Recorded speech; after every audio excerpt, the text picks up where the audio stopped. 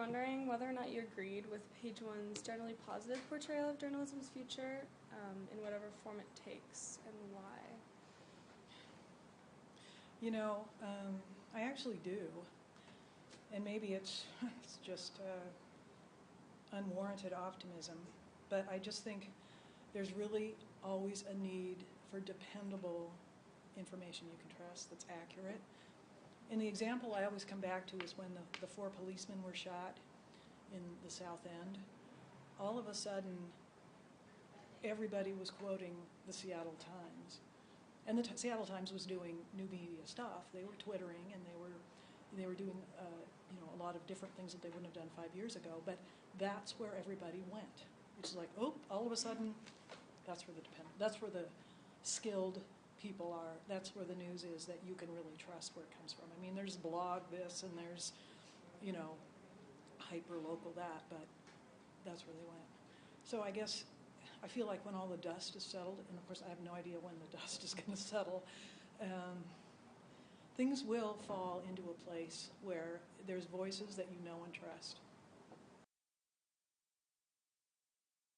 In terms of generating revenue, like the New York Times, they have people pay for a subscription online. Do you think that's going to be the primary way that they're going to generate revenue?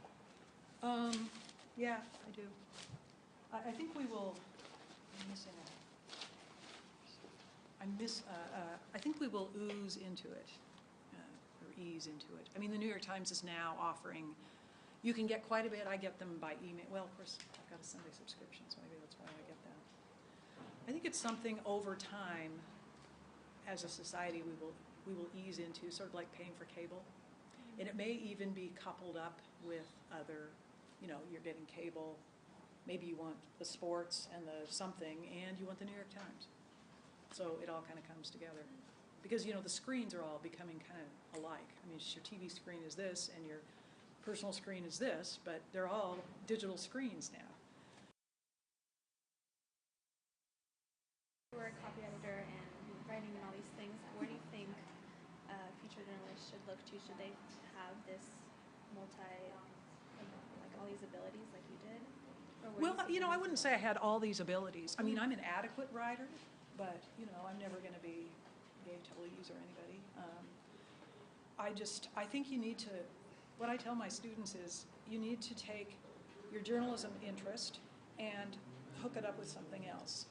And it could be editing. I mean, I know everybody's laying off people. As soon as the Times did a big layoff, like a year or two ago, they had to cut their newsroom from like 300 something to 200 something.